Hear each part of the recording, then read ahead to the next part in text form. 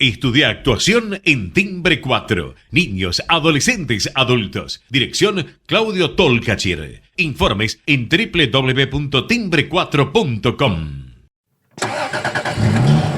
Esto lo hacemos nosotros. La luz que prendés, el auto que te lleva, los útiles de tus hijos, la ropa que usás. Esto también lo hacemos nosotros. Porque mientras el mundo sigue su ritmo, nosotros dejamos la vida en el campo. Porque de lo profundo de la tierra nace el gas y el petróleo que resuelve parte de tu vida. Y eso lo hacemos nosotros. Somos la fuerza de trabajo que mueve tu vida y hace grande a este país. Sindicato de Petroleros Privados. Energía que se siente. Letras y corcheas. Un encuentro con músicos y escritores. Una hora para disfrutar de canciones y textos contado por sus autores. Letras y corcheas.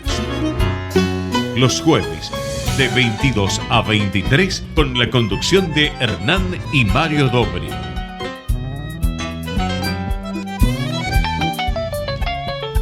Buenas noches, bienvenidos a una nueva emisión de Letras y Corcheas. Hoy nos acompaña un escritor, músico argentino, residente en Australia, que acaba de publicar su última novela, Parece diciembre. Mario, ¿qué nos podés contar de nuestro invitado de hoy? Bueno, buenas noches.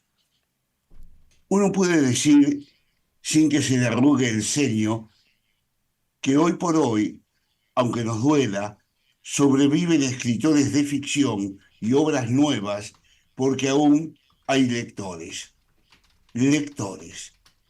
Esa raza no extinguida que perdura de la fauna intelectual y diletante que creció y enriqueció la industria literaria de los siglos XIX y XX, abriendo un cauce entre el escritor y el lector, merced sobre todo a la caída de costos del papel, las tintas y la edición. Hoy en este siglo XXI, deslumbrante en lo que hace al arte de la comunicación y el entretenimiento, merced a Internet, teléfonos celulares, computadoras e inteligencia artificial, ha provocado un verdadero cisma en lo que hace al conocimiento y el esparcimiento a través de la lectura y su medio, el libro. Cosa que no parece tener remedio ni solución a la vista respecto a la caída del leyente, que ha provocado consecuentemente el cierre de librerías, editoriales e impresoras, y sobre todo atentando directamente al arte de la ficción y sus agentes, los escritores. Ante esto, este campo de la intelectualidad se ve arrastrado a escribir por escribir, aplicando la vieja disyuntiva de hacerlo por amor al arte, que sin duda es el más alto exponente del amor, pero en la cruda realidad no trae comida a la mesa. Hoy, en esta noche de Letras y Corcheas, nos visita un escritor inteligente y sagaz, con el cual poder dialogar sobre tan espinoso tema. Buenas noches, Fabricio Tocco. Es un placer contar contigo en nuestro programa. Buenas noches, Mario. Saludos de Australia. Bueno, que sí, lejos, en Canberra, pero bueno, estamos cerca a través de tu novela. Esta novela, que tiene un tinte romántico, porque es una novela distinta, a mí pensándola, se me asemejaba muchísimo a la novela de romanticismo argentino de la época de los finales del 1900. Sobre todo me hacía acordar a Juvenilla, de Miguel Canet. Son diferentes, pero son autobiográficas, pero acá con unas cosas diferentes.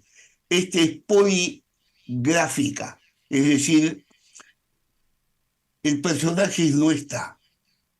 El personaje lo crean los demás y no sabemos si hablan de un personaje ficcional o un personaje real. Sabemos y sé que el personaje sos vos, pero la novela no tengo por qué saberlo, porque las novelas son novelas, ficción en sí. ¿Qué te llevó a esta forma indirecta donde el personaje central no musita ni siquiera un verbo, ni una coma, ni un punto? Creo que un poco me llevó cierto hartazgo con la literatura del yo, con la literatura en la que hay como una perfecta sintonía entre el autor, narrador, protagonista y la perspectiva, digamos, autobiográfica, sin ningún tipo de interés en explorar nada más allá del propio ombligo del autor.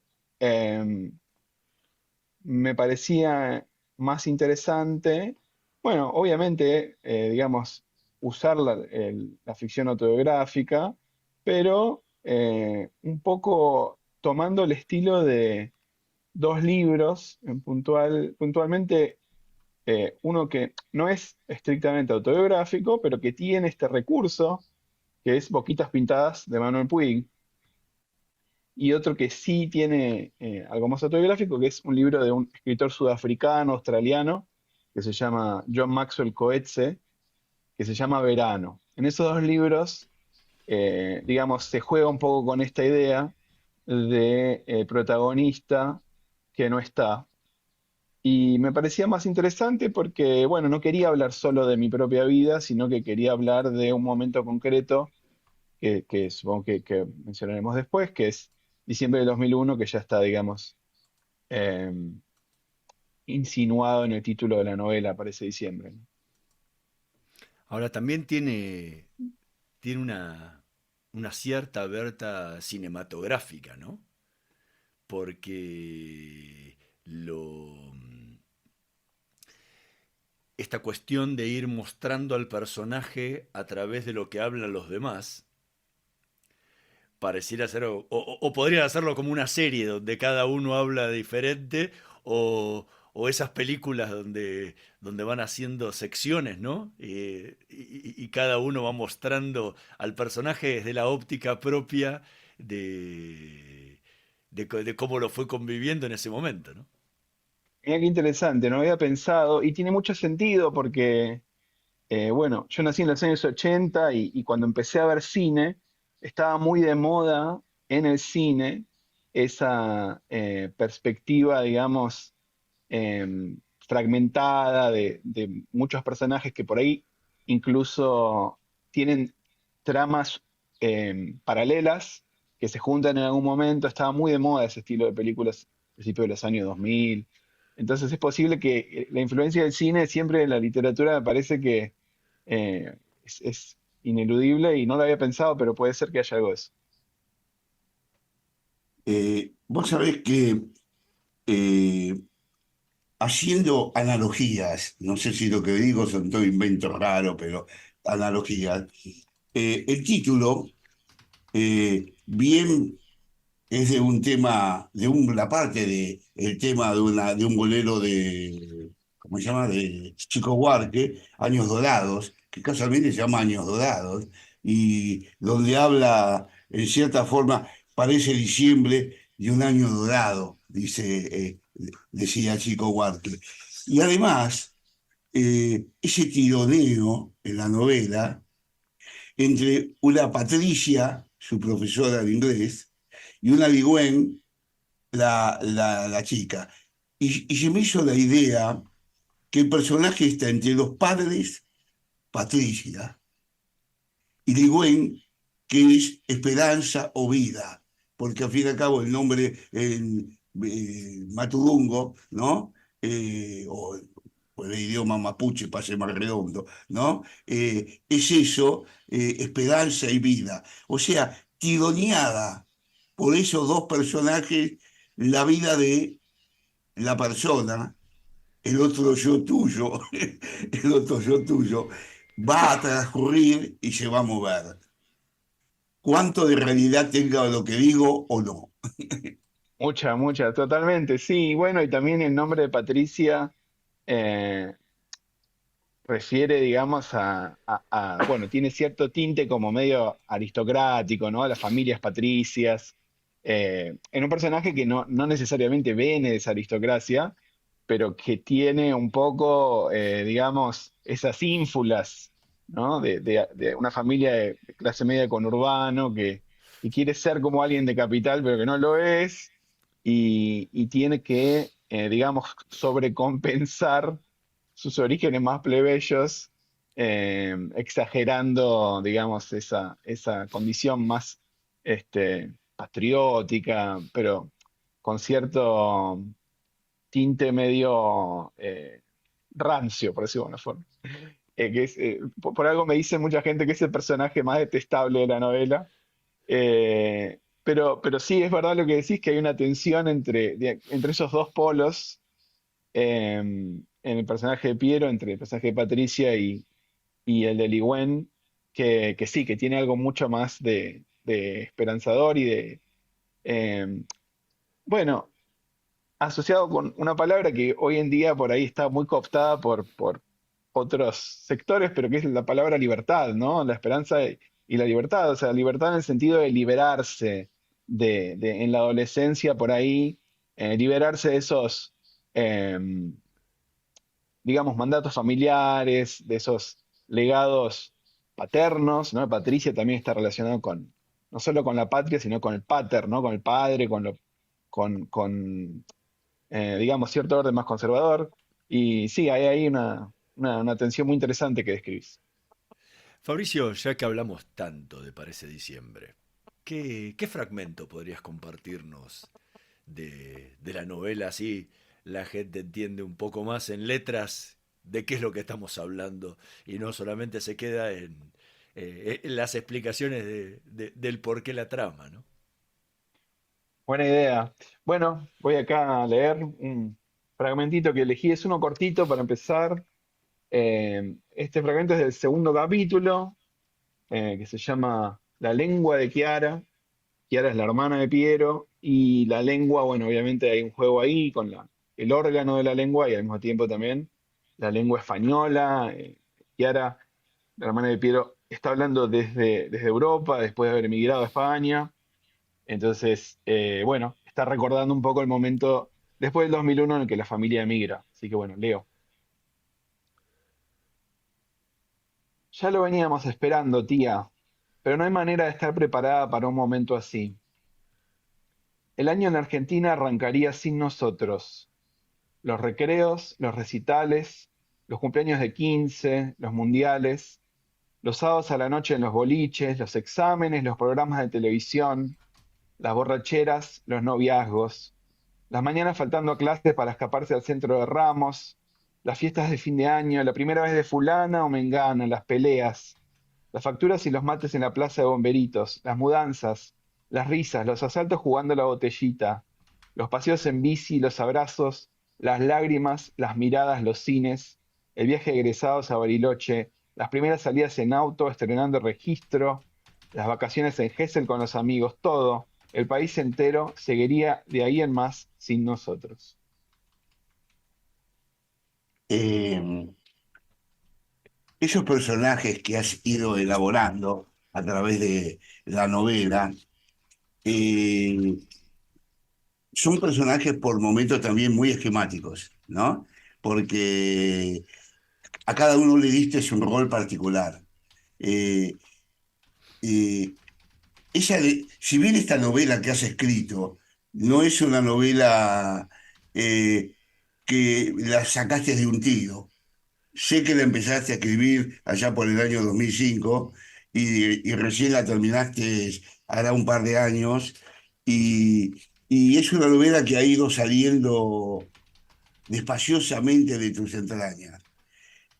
¿Qué te llevó a escribir esta novela que no es autobiográfica, pero en sí nos descubre un poco a Pedro, o a Pietro, o como, o a Peter, o como lo fuiste llamando, de acuerdo a cada capítulo y a cada circunstancia? ¿Qué te llevó, qué impulso hizo que tuvieras la necesidad imperiosa, después de este largo interregno tuyo por el mundo, porque la verdad que has estado, no sé, creo que menos en la matanza estuviste por cualquier lado, ¿no? ¿Qué es lo que te llevó a escribir esto? Que es por lo menos desgarrante, ¿no? Creo que ese desgarro, precisamente, una necesidad existencial de poder contar, bueno, un momento muy delicado, vital propio, pero también familiar y también social, eh, un momento del que me parece que, digamos, y un poco el título hace referencia a eso, seguimos volviendo, ¿no? Un momento sobre el que seguimos volviendo. Em, por un lado personal estaba la necesidad de elaborar como un evento traumático, que es vivir en la adolescencia y tener que irte de tu país, terminar tus secundarios en otro lugar, cambiar de lengua, pero también por el otro lado estaba la necesidad de ir más allá de esa reconstrucción autobiográfica y contar historia personal y tratar de retratar un momento que me parece muy bisagra, un año muy bisagra para la Argentina. eh, y bueno, del que, digamos, sobre el que seguimos volviendo, ¿no? De diferentes formas por ahí, pero eh, no sé, yo cada vez que trato de volver bastante a Argentina y cada vez que vuelvo, digamos, es muy frecuente oír, sea quien sea que esté gobernando, este gobierno no llega hasta diciembre, o en diciembre se pudre todo. Entonces creo que la huella de diciembre del 2001 sigue muy fresca, a pesar de que pasaron ya casi un cuarto de siglo, y a pesar de que el 30% de la población actual del país no estaba viva entonces. Pero un poco no solo el 2001, sino los años 90, que también aparecen mucho, sobre todo en el primer capítulo, parece que siguen siendo muy vigentes en el imaginario popular. Creo que, digamos, el gobierno actual de la Argentina no se puede entender sin esa nostalgia por los años 90, por ejemplo. Incluso por gente que no llegó a vivir los años 90, gente joven que no estaba viva.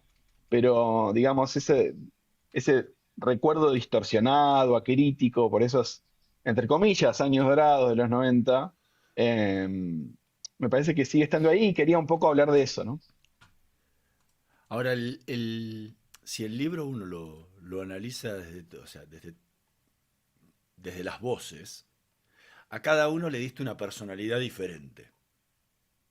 O sea, los padres son menemistas o añorantes del menemismo. Patricia es radical, alfonsinista. Ligüen es de izquierda. La única que por ahí se salva de todo eso, pero porque era chiquita y todo, es la hermana, que bueno, cuando hable su voz no lo hace. Y podría decirse que la empleada es peronista. O sea, es un libro por momentos que sería políticamente incorrecto, porque no es políticamente correcto, porque no es que no hablas de nada, sino hablas de todo, pero todos hablan mal del otro. Mm. Sí, que es un poco lo que veo cuando viajo a Argentina, ¿no? O sea, y no sé si a vos también te pasa, Hernán, cuando vas de vacaciones para allá, que, bueno, un poco aparece esto es algo que dije en otras entrevistas, ¿viste el mecanismo de lo que en los informáticos llaman la cámara de eco, ¿no? Esto de que la gente, por cómo están configuradas las redes sociales, con los algoritmos y ahora con la inteligencia artificial, solo escucha y confirma lo que ya piensa y lo que ya cree, corrobora en lo que recibe en su teléfono, en redes, etcétera, lo que ya piensa y no escucha, digamos, otras voces, ¿no? Y me parecía interesante por ahí desde la literatura tratar de que se escucharan voces que están como, que son irreconciliables en algún punto. Porque me parece que, bueno, esa es nuestra sociedad, ¿no? Eh, con no solo contradicciones, sino visiones del pasado y del presente que no son reconciliables. Sí. Iba un Eh, poco por ahí la idea, ¿no? Sabiendo que en Australia, y hablando de lo que estamos hablando, de un país que no olvida su historia medio lejana y medio cercana, porque 20 y pico de años, diría la de 20 años son nada, ¿no? Eh, eh, ¿Cómo vive Australia, por ejemplo, acontecimientos terribles como fue su intervención en la Guerra Mundial y la intervención en otras guerras, donde ahí no se iban con chiquitas, moría mucha gente? ¿Y cómo hoy ves a una sociedad que ha pasado situaciones traumáticas, ciertas, reales, sin mentiras? Hay esta revulsión en hablar de lo mismo, de decir de lo mismo, como ves en Argentina, que de pronto estamos hablando todavía del año 2001 y seguimos con la vuelta de esto ¿Hay un retorno a lo mismo o no? Es una sociedad que ya asimiló lo suyo, lo masticó y ahora está en otra cosa. No masticó nada, de hecho, me parece. A ver, por un lado, los ejemplos en los que estabas pensando, como por ejemplo en Galípoli, en la Primera Guerra Mundial, Por ejemplo, para los que no Galípoli, están familiares, sí, En Galípoli, donde las fuerzas que mandaron los británicos ahí a pelear en Turquía fueron el grupo australiano. así es, sí. Ese tipo de eventos icónicos, así digamos, de la nación australiana, están presentes desde el nacionalismo, desde, digamos, cierta visión de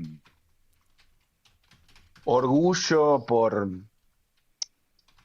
una, digamos, victoria en la derrota, ¿no? Una victoria pírrica, o sea, una escena en la que todo estaba dado para perder y, bueno, hay como un recuerdo de eso muy emblemático y todo, pero bueno, es algo que pasó fuera de Australia. Todas las cuestiones, digamos, que pasan, obviamente les pasó a australianos que volvieron y vivieron acá, hicieron su vida acá, los que sobrevivieron, ¿no? Pero, digamos, todas esas cuestiones están vistas como cosas que pasan en el mundo, no en Australia, en el mundo. Pero un ejemplo que se me ocurre de algo que no está masticado es la cuestión indígena, que acá tenemos que pensar que lo que para nosotros es 1492 en América Latina, acá es recién 1788, o sea, un año antes de la Revolución Francesa, muy pocos años antes de la Revolución de Mayo, o sea, algo muy reciente, históricamente hablando. Entonces eso está mucho más a flor de piel, generaciones enteras de familias indígenas que, digamos, fueron secuestradas de sus padres y que fueron enviadas a colegios o a otras familias. Esto en el siglo XX, hasta principios de los años 90, o sea, muy reciente. Entonces, eso no estaba masticado, creo yo. Eso todavía se habla al día de hoy y la sociedad australiana tiene muchas dificultades para, sí, masticarlo creo que es el mejor verbo. Entonces Está- se habla, digamos, como en Argentina del pasado, sí. Estamos conversando con Fabricio Toco. Vamos a hacer una pequeñísima pausa y en un momento más volvemos con más letras y corcheas. No se vayan. Vamos la radio, somos tu voz.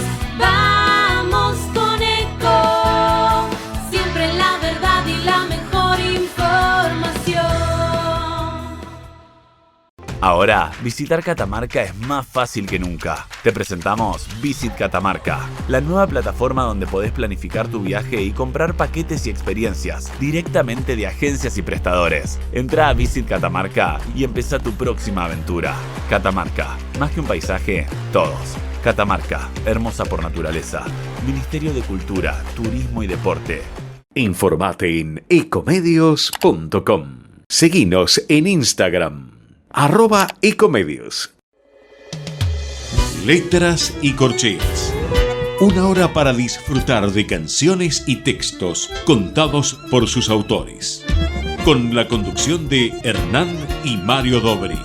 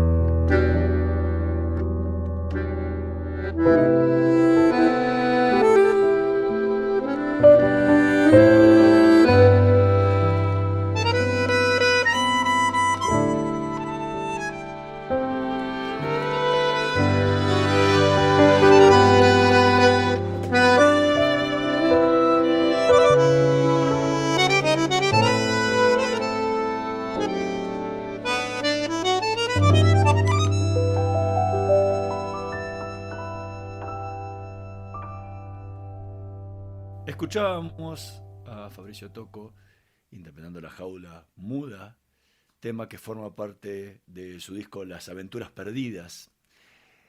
Ya que estamos hablando de arte, ¿cómo surgió la composición de este tema? Te sacamos un poco del libro y vamos un poco a la música. Bueno, la música digamos, de ese tema es una versión instrumental de una canción que aparece en el mismo disco que se llama La Jaula, que es música que yo puse a un poema que se llama así, un poema homónimo de Alejandra Pizarnik. Estos dos temas son parte de un disco que se llama Las Aventuras Perdidas, como decías, que son temas que básicamente son musicalizaciones de poemas de Alejandra, un poemario que se llama así, Las Aventuras Perdidas, de los años 50. Y bueno, esto surgió un poco durante la pandemia, donde todo, digamos, coincidía mucho con el imaginario oscuro, aislado, solitario, nocturno, digamos, de Pizarnik. Yo vivía en esa época en Canadá, donde hice mi doctorado, y bueno, estaba, digamos, pensando en maneras distintas por ahí de acercarme a la música. En mis dos discos anteriores había escrito canciones de una manera más tradicional, con la música y la letra, digamos, hecha como algo orgánico, como algo propio, y quería por ahí ver cómo era escribir una canción empezando por la letra, y no me salía, y siempre me gustó mucho ese libro, Las Aventuras Perdidas, de que era estudiante de letras. este, Siempre me fascinó mucho ese imaginario, y probé de ponerle música, y bueno, y ahí salió primero La Jaula, y después salió La Jaula Muda, que es una versión instrumental del mismo tema en la que toca Joaquín Benítez Quitegroski, un bandoneonista de Misiones, y también toca Alejandro Gómez el piano y el violín. Eh, a través no solo de la música, este disco en general lo estuve escuchando detenidamente, por momentos es muy angustiante. si bien Alejandra, yo tuve la suerte de conocerla personalmente, Alejandra, es decir, es una muchacha de mi época, ¿entendés? Así que lo conocimos. No me parecía un personaje, en su momento, bueno, ya ha fallecido ella, en su momento no me parecía un personaje importante, realmente en su momento, ni siquiera como poeta, ¿no? Pero se ve que con el tiempo ha ido tomando relevancia y sobre todo encarna esa parte oscura, quizás más que su poesía, su vida, su transitar. También no nos olvidemos en Avellaneda viviendo ella, también como vos, una inmigrante, o sea, habiendo ido a vivir a Francia, habiéndose contactado con Cortázar en su momento, eh, todos esos aspectos que forman un poco el romanticismo de la vida de Alejandra, le ha ido dando otro matiz y otro color a vistas de hoy. Pero de cierta forma uno tiene que estar muy negro internamente para tomar la poesía de ella y poderse escribir canciones. No quiero decir que sea malo ni bueno. He escuchado una cantante que no hace mucho reporteamos nosotros, que hizo de toda la poesía de ella un cancionero realmente bellísimo. Ella empleó operísticamente, en una cantante de tipo ópera, toda la temática me pareció muy bella. Pero en el caso tuyo, eh, ¿caes comúnmente en estos cuadros de extrañar, de sentirte todavía prisionero de la jaula de la inmigración? Muy buena pregunta. Bueno, la vida de Alejandra, pero también la poesía, sobre todo ese libro, es muy oscura. Habla de la muerte constantemente, habla Constantemente. de... Sí, sí, sí, sí. Bueno, y tanto que es que se suicidó, ¿no? Sí. Y el disco sale como en aniversario, el 50 aniversario, digamos, de su muerte. Em, yo traté digamos, de llevar esa poesía, que es muy oscura, a un terreno un poco insólito, que es el terreno de la música de raíz argentina, porque la poesía de Alejandra no es algo muy conectado digamos, con el mundo de la raíz, digamos, es música, digamos, es poesía que tiene como una eh, conexión más con Francia, si se quiere, más con París, como decías, con la poesía surrealista, con la poesía del absurdo, que con el folclore, pero traté de llevarlo un poco a ese terreno y de darle, bueno, eh, unos tonos que por ahí, tratando un poco de salir, no lográndolo siempre quizás, pero tratando un poco de salir de esa oscuridad. Eh, pero no, o sea, por un lado, el hecho de haber vivido en diferentes lugares te aporta cosas muy buenas también. No es todo pérdida, ¿no? Muchas veces se piensa en la emigración en términos muy negativos de pérdida, de que te resta, de que se pierde la lengua, se pierde tus redes, se pierde, digamos, tu vida pasada. Pero también creo que se puede pensar la migración en términos más positivos porque se multiplican tus lenguas, se multiplican los lugares y las perspectivas que conoces, tiene algo, digamos, constructivo y bueno. Pero al mismo tiempo también es cierto lo que decís, por más que uno viva en diferentes lugares, bueno, al menos eso a mí me pasa y yo creo que le pasa a muchos migrantes, me parece que no es que sea difícil, es que es imposible escaparse de esa jaula. O sea, uno puede, digamos, adaptarse a otros países, puede hablar otras lenguas, puede, digamos, eh, convertirse en ciudadanos de otros países, pero me parece que esa identidad está asociada con la infancia y con, digamos, cosas con las que uno, digamos, sigue viviendo, sigue llevando a lo largo de su vida. Bueno, me parece que es bueno que uno no las olvide y que se quede un poco preso en esa jaula, pero sin entrar en depresión o sin entrar en cuadros, digamos, de, negativos. Bueno, en parte eso se lo haces decir a algunos personajes cuando hablan de Pedro, ¿no? o de Pietro, Totalmente. como lo va llamando en cada parte del libro, ¿no? Totalmente. Cuando le decís que, bueno, que él puede perder todo, pero su esencia no la va a perder nunca, que él es de Sí, es donde que era, ¿no? me parece importante eso porque, bueno, me parece que con la inmigración sucede cierto encandilamiento, si no existe, no sé si existe esta palabra, pero uno se encandila, digamos, con, digamos, esa fascinación que uno experimenta cuando va a vivir a un lugar distinto, que es un poco lo que le pasa a Patricia con Inglaterra, una personaje, una profesora de inglés, anglófila, digamos que termina yendo a vivir a Inglaterra y tiene toda esta fascinación con el lugar. Y, y bueno, eh, está bien eso, pero bueno, en un punto es un engaño, ¿no? O sea, uno no puede dejar de ser quien es, me parece, ¿no? Ahora, fincándome en eh, la novela está construida en base a diálogos.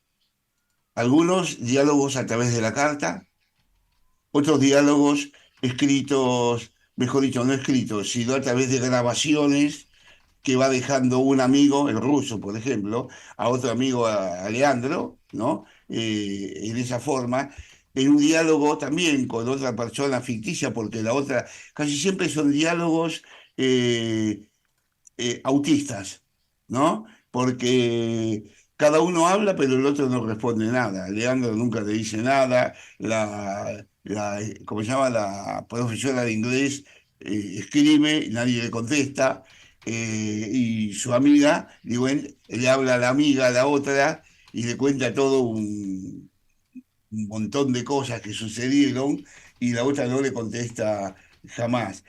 Ahora, todas estas figuras que van armando al personaje, desde la hermana mismo, que arranca con la hermana, típicamente con la novela, no terminan armando el personaje. Es increíble.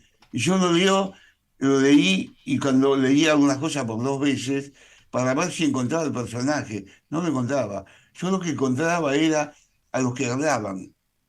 O sea, los que hablaban hablan de sí, porque si digo, yo te digo, y no me daba pelota y esto, pero hablo de mí, no hablo de él habla él. Entonces terminé por no saber quién era el personaje. El personaje era alguien que siempre estaba, pero realmente no aparecía. Y más, el último capítulo se desconecta total de la novela. Porque cuando habla Aurora hay una desconexión total, porque retrotrae al personaje algunas escenas que vos contás anteriormente, por ejemplo, cuando lo cagan a palo a él en la Plaza de Mayo, me imagino que habrá sido en la Plaza de Mayo, contás eso y que volvés a ese personaje de eso, pero la novela se engancha políticamente, no digo políticamente, históricamente a los acontecimientos de los años del 2001. Eh, ¿Te diste cuenta mientras escribías que vos desaparecías? Sí, porque también fue todo un desafío eso, ¿no? Porque muchas cosas que mencionabas. Por un lado, el tema de esos, me encantó lo del diálogo autista, me encantó eso. Lo voy a usar. Pero, digamos, esos diálogos monologados sería, ¿no? La idea de diálogos que no son diálogos realmente, digamos, hay como cierta atmósfera de diálogo, está sugerido el diálogo, pero la otra persona nunca responde de diferentes maneras, como decías. Que esto un poco conecta con lo que mencionaba antes, de la cámara de eco y de no escuchar a los demás, de solo escuchar la propia voz, etcétera. Pero el lector sí puede recoger y escuchar distintas voces si va leyendo todos los capítulos. Y después está el desafío de que, ok, bueno, cuando vos hablas de un amigo con otro amigo, hablas un rato, pero estás hablando más bien, como decías vos, de vos mismo y de tu relación y de tu perspectiva sobre ese amigo. Y eso es lo que está en juego ahí, ¿no? Más que el amigo en sí. Y esto tiene mucho que ver con la escritura digamos, autobiográfica también, porque cuando uno construye un personaje basado en una persona real, no es esa persona real, es, digamos, los trazos de vida que uno tiene sobre esa persona real, las cosas que son relevantes para uno de esa persona real, o una persona ficticia, no importa, de un personaje ficticio, pero digamos, la idea está ahí, ¿no? Los personajes siempre están hablando de sí mismos. Por un lado eso es más verosímil, me parecía más verosímil, y por otro lado también me parecía más interesante, porque como decís vos, eh, el personaje de Piero se convierte como una especie de fantasma, ¿no? Que está, bueno, eso aludido en el capítulo de Patricia, con el tema del apellido y eso. Un fantasma que, digamos, está relacionado con el tema de la ausencia, de no estar en el país, pero estar en el recuerdo de los demás y en el olvido de los demás también, ¿no? Fabricio, ¿qué otro fragmento de la novela podrías compartir con nosotros para, para terminar de explicarle un poco más concretamente a la gente de qué se trata para ese diciembre? Voy a leer un fragmento un poquitito más largo de el capítulo que se llama La letra de Ligüen, bueno, que comentamos antes. Este fragmento, bueno, como decíamos, es uno de estos diálogos monologados o autistas en el que habla Ligüen y cuenta un viaje sobre la Patagonia, por la Patagonia.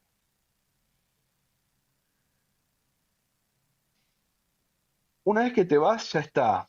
Una vez que los abandonás, los países no se recuperan con solo mirar películas y leer libros.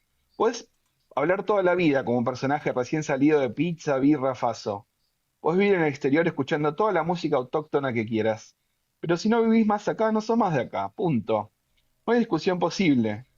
Si no sabes lo que es tener que lidiar con lo jodida que son las cosas en este rincón del mundo, se acabó. El arte no te lo va a traer de vuelta.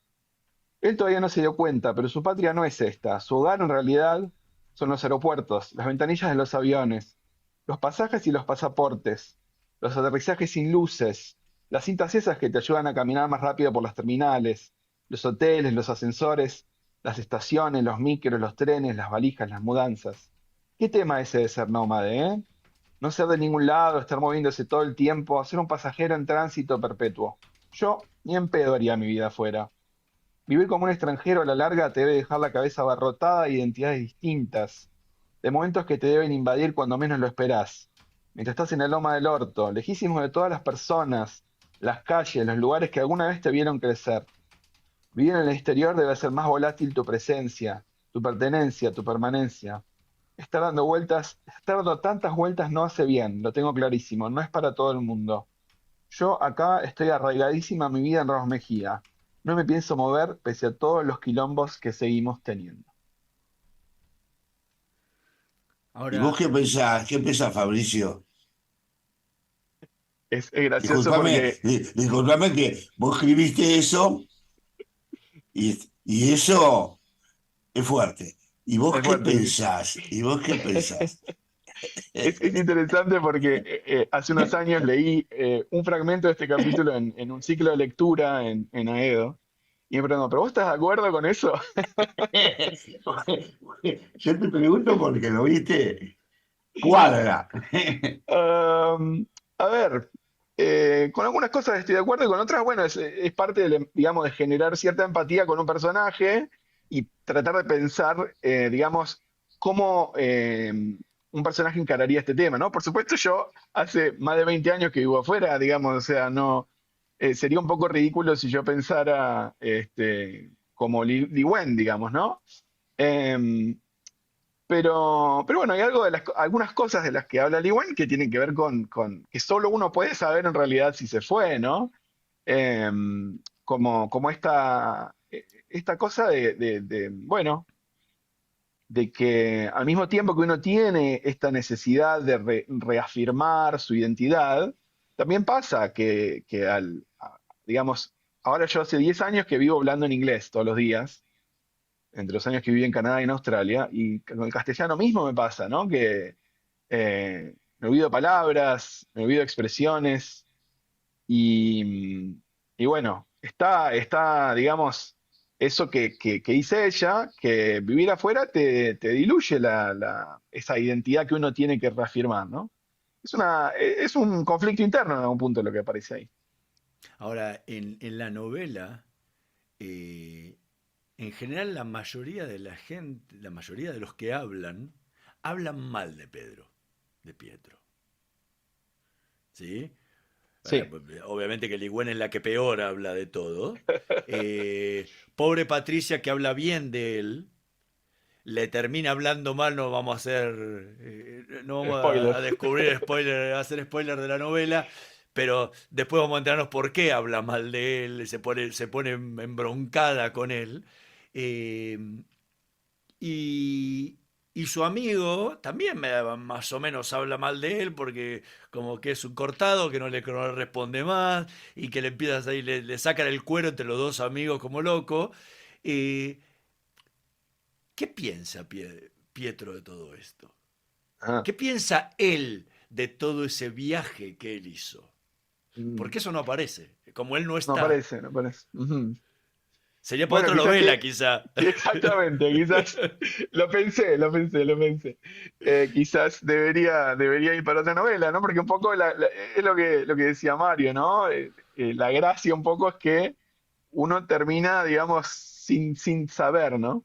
No sé realmente qué piensa Piero, pero creo que un poco haciendo alusión a lo que mencionabas de la crítica constante, bueno, es un recurso que encontré que tiene que ver bueno, con algo que a mí me apasiona, que me interesa mucho, que es el humor judío, digamos, ¿no? O sea, lo que en inglés llaman self-deprecation, ¿no? O sea, hablar de uno mismo y para seguir hablando de uno mismo, hablar mal de uno mismo al menos, para que los demás se rían, ¿no?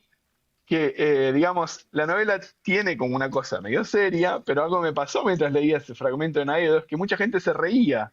No estaba pensado como algo desde el humor, pero bueno, ahí está, ¿no? Es un recurso, digamos, es una novela autobiográfica y a mí digamos, me provocaba mucho rechazo ese tono memorialístico de cierta literatura del yo, de querer como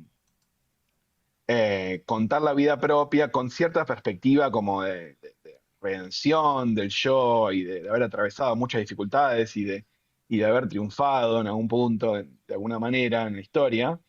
Me parecía más interesante, digamos, sí, como, ese juego, ¿no?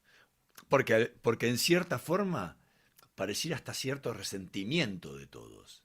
Porque el pibe se fue, el pibe que era el nerd, el que escuchaba música de viejo cuando todos escuchaban rock and roll o cumbia o lo que fuera, el pibe que no se levantaba una mina ni de casualidad, termina siendo el escritor premiado. Entonces, como pareciera como que todos, hasta la hermana, como que todos escriben, todos hablan por envidiosos más que Claro. porque es lo que opinan, ¿no?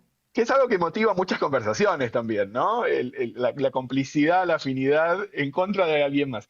Pero no, bueno, eso, digamos, tiene que ver con la distorsión, ¿no? Con el tema de construir un personaje autobiográfico, me parece más interesante distorsionar que tratar de ser sincero y contar las cosas tal y como fueron. Eh, pero también lo que decías del resentimiento me parece muy interesante, porque es algo que yo noté que pasa mucho, no contra mi persona puntualmente ni nada por el estilo, pero más allá de mi historia, digamos, personal, es algo que noté sobre todo, no en el 2001, sino muchos años después, como 10 años después más o menos, cuando muchos argentinos empezaron a volver a Argentina desde España, después de la crisis del 2008 en España, yo sentía, escuchaba mucho resentimiento contra los argentinos que, digamos, se volvían, porque ese resentimiento ya venía desde antes, ¿no? Ese resentimiento venía digamos, del hecho de que esos argentinos, como en el caso de mi familia, se fueron cuando cuando las papas pelaban, cuando pegaban las papas, ¿no? O sea, ese resentimiento es un resentimiento que me parece que sigue existiendo. Incluso hay una canción de Bersuit Vergarabat, de los últimos discos, que es puro resentimiento hacia los argentinos que se fueron, por ejemplo. ¿No? Entonces está eso. Fabricio Tocco, muchísimas gracias por habernos acompañado esta noche en Letras y Corcheas. Fue realmente un placer enorme haberte tenido, haberte escuchado y haber podido comprender todavía mejor lo que pusiste en palabras en tu novela Parece Diciembre. A la audiencia le recomendamos muchísimo que lo lean, lo van a disfrutar muchísimo, van a sentir un poco un déjà vu de cosas que vivieron en otros momentos de la historia, quienes lo vivieron, y quienes no, descubrir un poco cómo fueron aquellos años del 2001 en adelante. Así que nada, muchísimas gracias por haber estado hoy con nosotros y por haberte mantenido despierto en el medio de la madrugada australiana. El placer fue todo mío. Muchísimas gracias, Hernán. Muchísimas gracias, Mario. Y nada, todo lo mejor. Muchas gracias, Fabricio. Espero que nos veamos pronto en Buenos Aires Sí, y escucharte con tu banda acá tocando y recreándonos. Y bueno, y que tengas mucha bueno, suerte en la vida. bueno, igualmente muchísimas gracias, ¿eh? Gracias por el tiempo, por la lectura y por todas las preguntas. Nosotros nos vamos a reencontrar en la próxima emisión de Letras y Corcheas. En la operación técnica, Javier Martínez y Gerardo Subirana. Nos vemos la próxima semana. Chao. Estudia actuación en Timbre 4. Niños, adolescentes, adultos. Dirección Claudio Tolcachir. Informes en www.timbre4.com. Esto lo hacemos nosotros. La luz que prendés, el auto que te lleva, los útiles de tus hijos, la ropa que usás. Esto también lo hacemos nosotros. Porque mientras el mundo sigue su ritmo, nosotros dejamos la vida en el campo. Porque de lo profundo de la tierra nace el gas y el petróleo que resuelve parte de tu vida. Y eso lo hacemos nosotros. Somos la fuerza de trabajo que mueve tu vida y hace grande a este país. Sindicato de Petroleros Privados. Energía que se siente.